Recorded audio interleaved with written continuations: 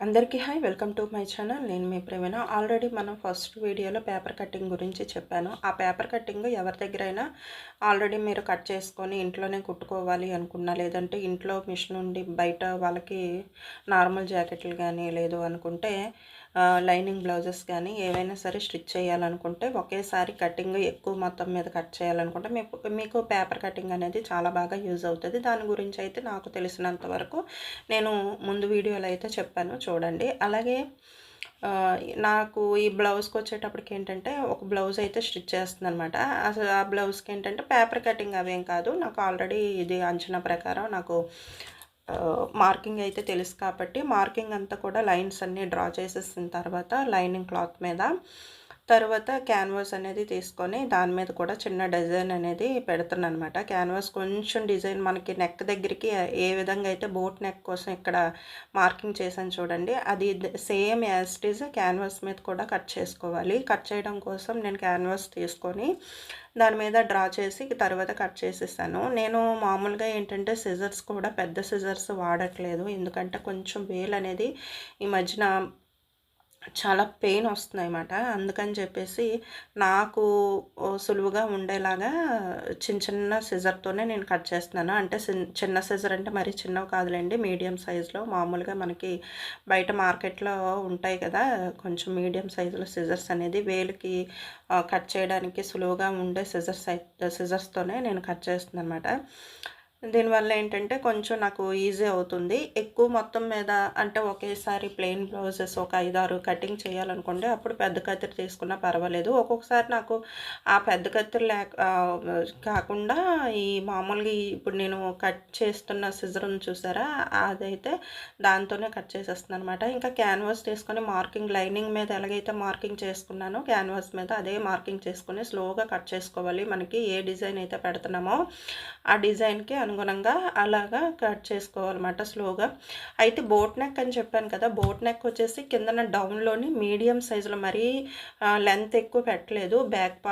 Back ఏంటంటే back పార్ట్కి మరి అంటే ఫస్ట్ నేను యూ షేప్ కానీ రౌండ్ షేప్ కానీ కొంచెం ఎక్కువగా పెడతాను అనమాట.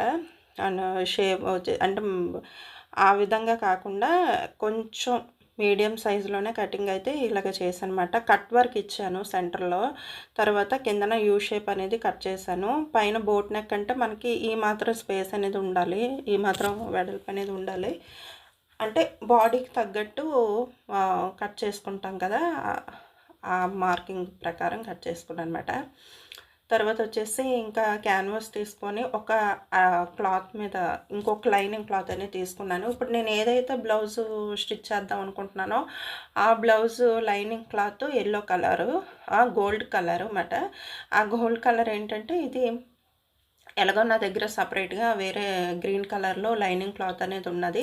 ఇది ఆల్రెడీ మనం స్టిచ్చింగ్ చేసి ఫోల్డ్ చేసేస్తాం కదా లోపలికి, కాబట్టి ఇది బయటకు కనిపించదు కాబట్టి ఏం ప్రాబ్లం లేదు. అందుకని చెప్పేసి ఏ కలర్ అయితే ఏముందులే లోపలే పెట్టేస్తాం కదా, లోపల వైపే మనం స్టిచ్ చేస్తాం కాబట్టి పెద్ద ప్రాబ్లం ఏం లేదు, బయటకు కూడా ఏం కనిపించదు.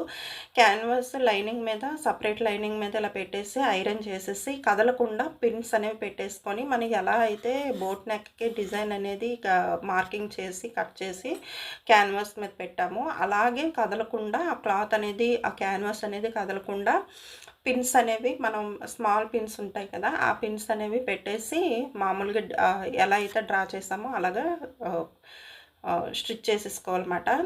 స్టిచ్ చేసేటప్పుడు ఆ పాదం పైకెత్తి అలాగా స్లోగా కిందకు దింపుతూ కుడితే కనుక మనం ఏదైతే కట్ వర్క్ ఇచ్చాను కదా, చిన్న సైజు ఇచ్చానమాట. అంటే మామూలుగా అయితే కొంచెం పెద్ద సైజు పెట్టుకోవచ్చు. నేను బ్యాక్ సైడ్ లెంత్ ఎక్కువ పెట్టలేదని చెప్పాను కదా వీపు దగ్గర, అందుకని చెప్పేసి మీడియం సైజులోనే ఉండాలి, చిన్నగానే చక్కగా దగ్గరికి ఉండేలాగా కనిపించాలని చెప్పేసి అండ్ నెక్ దగ్గర నుంచి నడుము వరకు కూడాను మిడిల్లో ఉండేలాగా అది మీడియం సైజులో చిన్నగా చక్కగా కనిపించేలాగా ఉండాలని చెప్పేసి నేను చిన్న చిన్న కట్ లైన్స్ అనేవి ఇచ్చానమాట. కాబట్టి కొంచెం పెద్దవనుకోండి పర్వాలేదు, మామూలుగా తిప్పుకుంటూ మనం స్టిచ్ చేసేసుకుంటాము, అప్పుడేమవ్వదు. కానీ ఇలా చిన్న చిన్నవి ఇచ్చేటప్పుడు ఏంటంటే అదే డిజైన్ మనకి రావాలి పర్ఫెక్ట్గా అనుకుంటే కనుక ఇలా పిన్స్ అనేవి పెట్టేసుకొని స్లోగా తిప్పుకుంటూ పాదం ఎత్తుతూ అది కటింగ్ దగ్గర మనం లైన్స్ అనేవి స్టిచ్ చేసుకుంటే బాగుంటుంది. ముందు ఈ పైనున్న లైన్ క్యాన్వాస్ పెట్టేసి లైనింగ్ వేసి డిజైన్ పెట్టాం కదా, ఆ క్లాత్కి కిందనున్న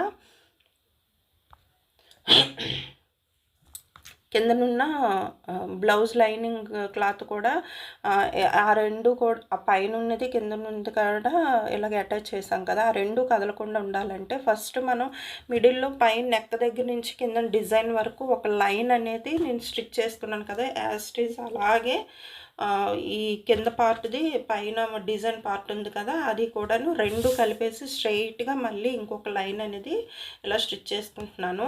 దీనివల్ల ఏంటంటే మనం ఈ మిడిల్ ఇప్పుడు నేను తిప్పుతూ స్టిచ్ చేస్తున్నాను చూసారా, ఇదేంటంటే మనకి డిజైన్ అనేది యాజ్ ఇట్ ఈజ్ అలాగే వచ్చేస్తుంది అన్నమాట. కొంచెం చిన్నది లోపలికి ఇలాగా చిన్నది తిప్పుకుంటూ అంటే క్యాన్వాస్ మీదకి రాకుండా ఈ పేపర్ని చూసారా, వైట్ పేపర్, దాని మీదకి రాకుండా ఇలా స్టిచ్ చేసుకుంటే కనుక మనం ఉల్టా తిప్పేటప్పుడు కట్ చేసి లోపలికి తిప్పేటప్పుడు మనం ఎలా అయితే మార్కింగ్ చేసుకున్నామో ఆ మార్కింగ్ ప్రకారమే వచ్చేస్తుంది అన్నమాట క్లాత్ అంతా కూడాను. ఇక్కడ చూడండి ఎలా ఎంత నీట్గా వచ్చేసిందో క్లాత్ అంతా కూడాను. ఇప్పుడు ఇదేంటంటే మన ఫింగర్స్తో కొంచెం లోపలికి ప్రెస్ చేస్తే కనుక ఈ పైన ఉన్న డిజైన్ అనేది మనకి బయటికి వచ్చి నీట్గా కనిపిస్తుంది. తర్వాత ఇలాగా లోపలికి మనం పెట్టేసాం కాబట్టి పైనున్న ఈ బ్లౌజ్ పీస్ ఉంది కదా, అది చిన్నది పైకి ఇలా లాగుతూ స్టిచ్ చేసుకుంటే కనుక సరిపోతుంది. తర్వాత నడుము ముక్క అనేది జాయిన్ చేసేస్తున్నాను. మామూలుగా అయితే లైనింగ్ బ్లౌజెస్కి ముందే నడుము ముక్కకి జాయిన్ చేసి లోపలికి కనిపించకుండా పెట్టేస్తాను అన్నమాట. అయితే ఇప్పుడు లోపల ఇలా ఈ పైనుంచి వేసాం కదా, అందుకని చెప్పేసి ఇంకా ఇలా అయితే స్టిచ్ చేసేసాను. ఇక్కడ చూడండి మొత్తం కూడాను బోట్ నెక్కి ఇలా మిడిల్లో ఇలా మీడియం సైజులో డిజైన్ అనేది ఇచ్చనమాట. ముందు చెప్పినట్టుగా పెద్ద ఎక్కువ వెడల్పు కాకుండా అలా ఇచ్చాను. అలాగే లోపల మనం ఉల్టా వైపు అంటే లోపల వైపు తిప్పి కుట్టాం కదా, ఆ కుట్టిన దగ్గర హెమ్మింగ్ అనేది హ్యాండ్తో చేసేసాను అనమాట. అంటే చేతి కుట్టు అంటారు కదా, అదైతే వేసేసాను నడుము దగ్గర, అలాగే లోపల వైపు. తర్వాత ఫ్రంట్ పార్ట్ కూడా చెస్ట్ అవన్నీ కూడా షేప్స్ అన్నీ కూడా పెట్టేసి స్టిచ్ చేసేసాను. ఇంకా వీడియో లెంత్ ఎక్కువ అయిపోతుందని చెప్పేసి అందుకని కొంచెం కొంచెం చూపిస్తున్నాను. హ్యాండ్ వర్క్ వచ్చేటప్పటికి నేనేం చేశానంటే ఫస్ట్ మిడిల్లో బ్యాక్ సైడు మనకి కట్ వర్క్ పెట్టాను కదా, అది వచ్చేసి ఈ హ్యాండ్కి ఫుల్గా కాకుండా ఫుల్గా అంటే పొడవు చేతులు వచ్చి మిడిల్లో అంటే సెంటర్లో కట్ వర్క్ వచ్చేలాగా డిజైన్ చేశాను. ఇంకా మొత్తం మిషన్ అంతా కూడాను హాల్లోకి తీసుకొచ్చి బ్లౌజ్ కుడదామని చెప్పేసి ఇంకా హాల్లోకి తీసుకొచ్చేసాను అనమాట. ఏంటో నాకు రూమ్లో ఉంటుంది మిషన్ అనేది. ఏమైనా చిన్న చిన్న స్టిచ్ చేయాలనుకుంటే కనుక రూమ్లోనే కుట్టేస్తాను. కొంచెం పెద్దవి ఏవైనా ఉన్నాయి, కొంచెం టైం ఎక్కువ పట్టుద్ది అనేటప్పటికి ఏంటంటే పని అంతా చేసేసుకొని ఇంకా హాల్లోకి అయితే మిషన్ అనేది పెట్టేస్తాను. దానికి ఎక్కడికక్కడ సెట్టింగ్స్ అనేవి పెట్టాలి. ఎందుకంటే మోటార్ ఉంది కదా, మోటార్ ఉంది కాబట్టి వైర్ అనేది సరిపోదు. ప్లగ్ బోర్డ్ అనేది సపరేట్గా ఉంటుంది, వైర్ అనేది పెట్టాలి కాబట్టి ప్లగ్ అనేది పెట్టాలి కాబట్టి కొంచెం ఆ సెట్టింగ్ అంతా చేసేసుకొని తర్వాత ఇలాగ నెమ్మదిగా కూర్చొని ఇంకా స్టిచ్ చేసేస్తాను అనమాట. ఇలా అయితే మనకి కొంచెం మైండ్ ఫ్రీగా ఉంటుంది, నచ్చినట్టు కటింగ్ కానీ స్టిచ్చింగ్ కానీ మనకి నచ్చినట్టు వస్తుంది అనమాట. మీకు ముందే చెప్పాను కదా, పొడవు చేతులు అయితే పెట్టాను. దానికి తోడు ఇలాగా సెంటర్లో ఇలాగ కట్ వర్క్ అనేది ఇచ్చాను. చిన్న చిన్న కట్ చేశాను కట్ వర్క్ అనేది, పెద్దవి పెట్టలేదు. మరి పెద్దవి పెట్టినా బాగోదు, అంటే బ్యాక్ అయితే బాగుంటుంది, మనం బ్యాక్ పార్ట్కి అయితే బాగుంటుంది. కానీ ఇలా హ్యాండ్స్కి వచ్చేటప్పుడు కొంచెం చిన్నగా ఇచ్చుకుంటేనే కట్ చేసుకుని స్టిచ్ చేసుకుంటేనే బాగుంటుంది అన్నమాట. ఇది మిడిల్ అంటే పై భాగం ఇది. ఆ తర్వాత కింద భాగం వచ్చేసి దీనికి పట్టు అంచు ఇచ్చారన్నమాట. మనకి హ్యాండ్స్‌కి మామూలుగా యాస్టీస్‌కి ఇస్తారు కదా! పట్టు శారీస్‌కి అలాగా ఇచ్చిన దాన్ని నేను మళ్ళీ సెంటర్ కట్ చేసేసాను. కట్ చేసేసి పై పార్ట్‌ని ఇలా కట్ వర్క్ మార్కింగ్ పెట్టి ఇలా స్టిచ్ చేసేసిన తర్వాత ఏదైతే దీనికి జాయింట్‌గా ఇచ్చారో పట్టు క్లాత్ అది మళ్ళీ దీనికి అటాచ్ చేసేస్తానమాట. అయితే ఇంకా వేరేగా క్లాత్ ఉందని చెప్పాను కదా! Lining cloth. ఆ క్లాత్‌తోని మిగతా జాయింట్ అనేది కలిపేసి కుట్టేసాననమాట. ఇప్పుడు మీకు ఫస్ట్ చూపించాను కదా! బ్యాక్ నెక్‌కి గ్రీన్ కలర్ క్లాత్ కలిపి కుట్టేసానని. అది ఎక్కడ కనిపిస్తుంది మనకి లోపల వైపు తిప్పేస్తాం కాబట్టి కనిపించదు. అలా అని మనకి క్లాత్ ఒక కలర్ అయితే లైనింగ్ ఒక కలర్ ఏసినా మరీ బాగోదు. మనం ఆల్రెడీ ఫుల్‌గా ఒక కలర్ అనేది అటాచ్ చేస్తాం కాబట్టి ఇప్పుడు ఏం ప్రాబ్లమ్ లేదు.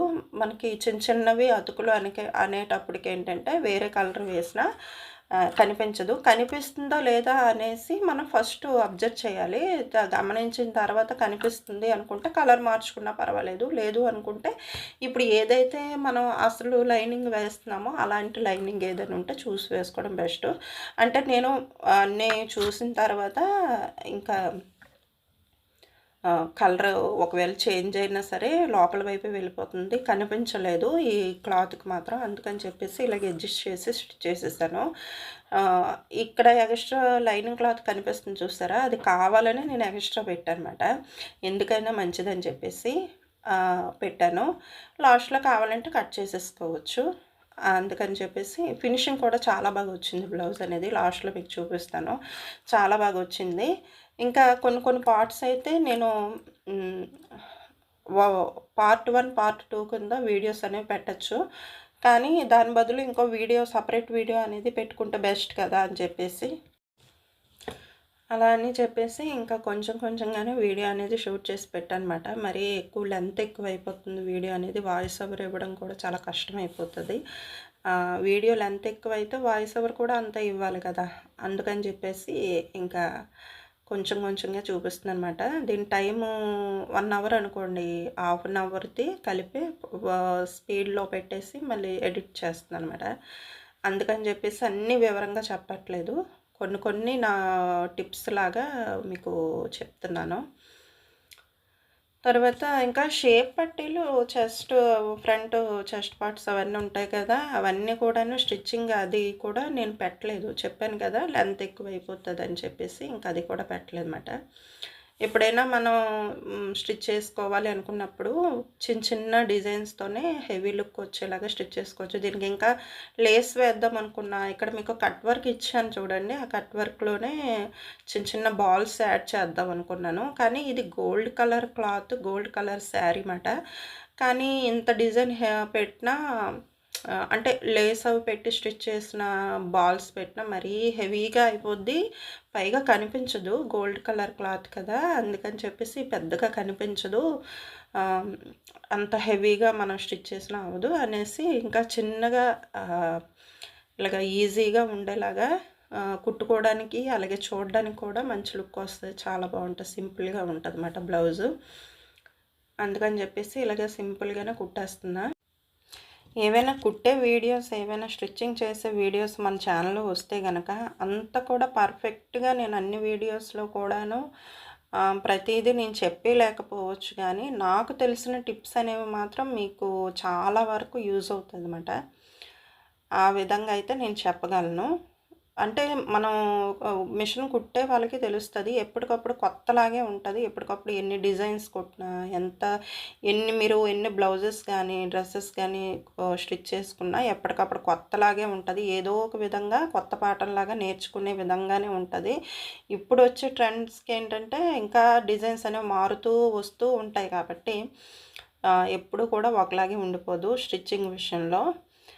అది మాత్రం నేను పక్కాగా చెప్పగలను. ఎందుకంటే ఎంత ప్రొఫెషనల్ టైలర్స్ అయినా, ఏదైనా హౌస్ వైఫ్స్ అయినా, అదే ఇంట్లో కుట్టుకున్న వాళ్ళైనా, ఎవరైనా సరే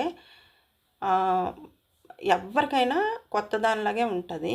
అంటే రోజు రోజుకి అప్డేట్ అవుతూనే ఉంటది. రోజు రోజుకి ప్రతి ఒక్క టైలరింగ్ విషయంలో అయితే ప్రతీది కొత్త విషయంలాగే అనిపిస్తూ ఉంటదన్నమాట. దాన్ని మనం నేర్చుకోవడానికి ట్రై చేయాలి. నాకు తెలిసినంత వరకు మీకు చెప్తూ ఉంటాను. నాకైతే నేను ప్రతీది కూడా మన వరకు ఇదొచ్చు కదా! ఇది సరిపోద్దిలే అనేసి నేను అనుకోను. నాకు తెలిసినంత వరకు చిన్నదో, పెద్దదో నాకు తెలిసినంత వరకు దానికి జత కూర్చి నేను ఆహ్, స్టిచ్చింగ్ చేస్తూ ఉంటానన్నమాట. ఇప్పుడు మనమైనా సరే ఇప్పుడు చాలా వరకు అమౌంట్ అనేది మనకు కలిసొస్తది కదా! బయటకిచ్చుకోకపోయినా.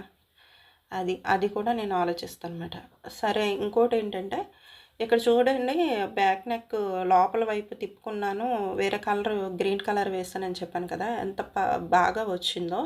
అంటే లోపల వైపు తిప్పి అంతా స్టిచ్చింగ్ అంతా అయిపోయిన తర్వాత హెమ్మింగ్ అనేది చేసేసాను దానికి. నడుము క్లాత్‌కిని నడుము ముక్క వేశాను కదా! దానికి దీనికి కూడాను హెమ్మింగ్ అనేది చేసేసాను. ఇంకా చెస్ట్ హ్యాండ్స్ దగ్గర కూడాను మీకు జాయింట్ పట్టు కట్ చేసి పెట్టానని చెప్పాను కదా! దానికి కూడా గ్రీన్ కలర్ వేశాను. దానికి కూడా స్టిచ్చింగ్ అయిపోయిన తర్వాత కట్ వర్క్ స్టిచ్చింగ్ అయిపోయిన తర్వాత మిగిలిన ముక్కనేది పైకి ఉంటది కదా! దాన్ని కూడా హెమ్మింగ్ చేసేసాను హ్యాండ్‌తో. దీనివల్ల ఏంటంటే క్లాత్ అనేది జరిగిపోకుండా పైకి ఇలాగా కనిపించకుండా అన్ని విధాలుగా కూడా బావుంటది. అసలు ఎక్కడ కూడా మనం ముక్క అనేది వేరే ముక్క అనేది అతికాము అనేసి లేదు. మామూలుగా అయితే లైనింగ్ 80 సెంటీమీటర్స్ అయినా మీటర్ అయినా సరిపోతుంది. కాకపోతే నేను ఎక్స్ట్రా ఇది వేరే కలర్ ఎందుకు వేశాను అంటే, నేను ఎక్స్ట్రాగా స్టిచ్ చేశాను కదా! మోడల్ పెట్టి చిన్న డిజైన్ పెట్టి ఎక్స్ట్రాగా స్టిచ్ చేయడం వల్ల వేరే క్లాత్ పడింది తప్ప, మామూలుగా అయితే ఇంకా మిగిలిపోతుంది క్లాత్. అంటే మిగలడం అంటే ఇప్పుడు మనం అతికినంత క్లాత్ అయితే మిగలదు. మామూలుగా మిగులుతది. కానీ ఇక్కడ మనం పెద్దగా కలిపి కుట్టాం కాబట్టి కొంచెం ఎక్స్ట్రా క్లాత్ పడింది. అంటే యాజ్ ఇట్ ఈజ్ ఇదే ఇప్పుడు నేను పైనుంది కదా! అదే గోల్డ్ కలర్‌లో క్లాత్ అంటే మనకి ఆ టైంకి లేకపోతే వేరే క్లాత్ పెట్టినా మనకి కనిపించదు, పర్వాలేదు అనుకుంటే పెట్టేయొచ్చు. ఇగోండి బ్యాక్ అయితే ఇలాగొచ్చిందనమాట. బ్యాక్ డిజైన్ అయితే ఇలాగొచ్చింది. దీనికి ఓపెన్‌గా చిన్న హుక్సును హుక్సును తాళ్ళపట్టి వేసేసి తర్వాత పైన చిన్న బటన్ అనేది యాడ్ చేశాను.